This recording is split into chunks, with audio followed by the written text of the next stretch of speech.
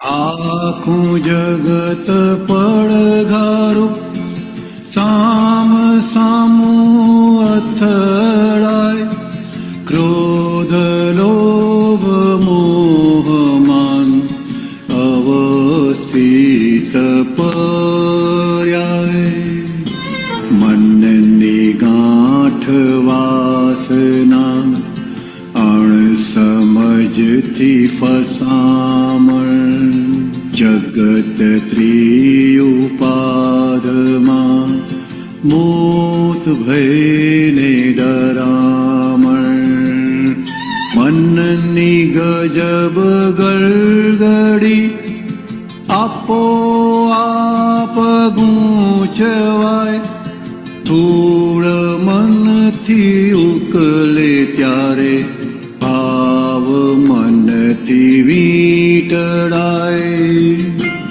ભાવ મનથી સૂક્ષ્મ શરીર અવસ્થિત ચિત્રામણ, ભક્ત જ્ઞાની અશરીર તરે ભવનો મહેરામણ, અયમ ભ્રમણ કોયળોને ખુદીની ઇન્દ્રજાળ, પ્રકૃતિથી પુરુષ વશ ભેદી માયા ભંગયાળ, ધર્મ અર્થ કામ મોક્ષ અક્રમિક યથારથ, મધ્યસ્થ સ્યાદવાદ જ્ઞાન ક્રિયા પરમ અર્થ, જ્ઞાનીની અનંત સિદ્ધિ સામર્થ્ય અનુપમ, પોતે તરીને તરાવે વીતરાગ આચરમ, પોતે તરીને તરાવે વીતરાગ આચરમ, વીતરાગ આચરમ, વીતરાગ આચરમ, વીતરાગ આચરમ. જય સચ્ચિદાનંદ. પડકારરૂપ જગત માટે જે આખું આ કવિરાજનું પદ છે અને સામસામું અથડાય કરીને કીધું છે, ત્યાં આપણે એ બધી વાત કહી દીધી. છેલ્લી વાત કહી દીધી કે પડઘાનો ભાગ છે ને પડઘા સ્વરૂપે સમજી લીધો, ઓળખી લીધો,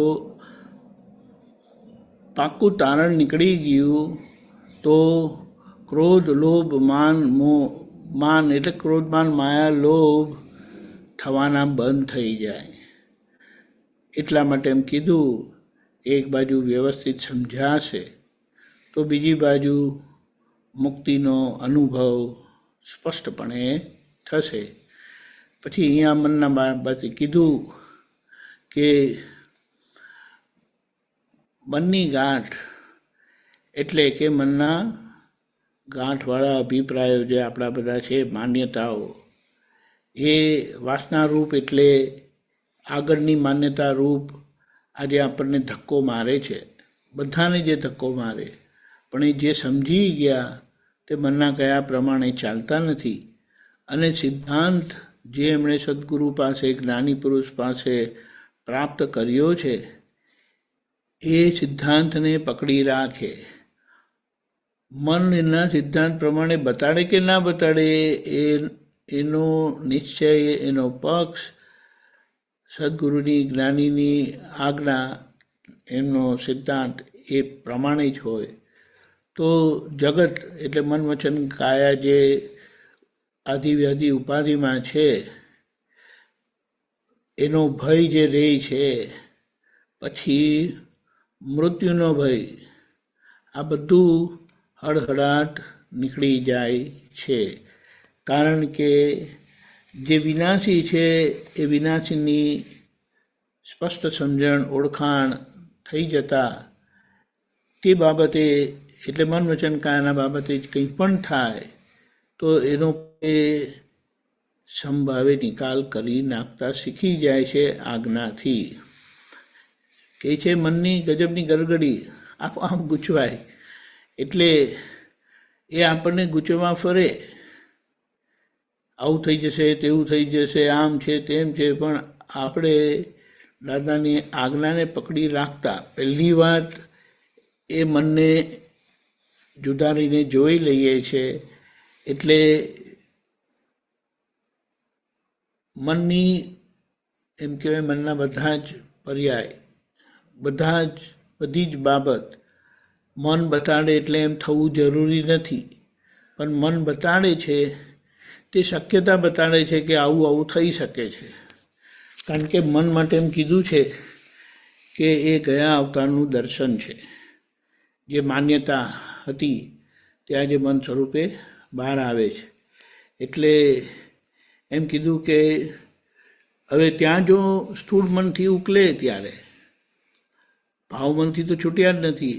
એટલે કે એ સ્થૂળ મનનું કંઈક સમાધાન મળે તો એની અસરમાંથી થોડા નીકળે, પણ ભાવમન એટલે હું નામધારી છું એ અજ્ઞાનમાંથી તો નિવૃત્તિ થતી જ નથી, તો એ ફરી વળે છે. એટલે કે કર્મબંધની ભૂમિકામાંથી તો છૂટાતું જ નથી. અને જ્યારે અહીંયા કીધું આપણને કે જ્ઞાની પુરુષ મળે ભાવમનથી આખું પોતે મુક્ત થાય અને એ ભાવમનનું કેવી રીતે અવસ્થિત ચિત્રામણ થાય છે અને જે કેવી રીતે જ્ઞાની પુરુષ જ જે શરીરથી મુક્ત છે, બિલકુલ મન વચન કાયાના બધા જ દસ્તાવેજો એમણે ફાડી નાખ્યા છે. એટલે બિલકુલ માલિકી ભાવ વગરના થયેલા છે.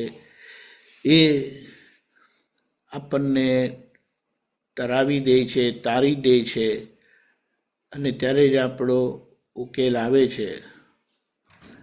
સ્વયં રમણ કોરડો ને બે ખુદીની ઇન્દ્રજાળ. પોતે કોણ છે એટલે હું જ કરું છું કરીને જે આખો ગૂંચવાડો છે તેમાં પોતાની ઇન્દ્રજાળ એટલે એમાંથી પોતે ક્યારેય નીકળી શકે નહીં.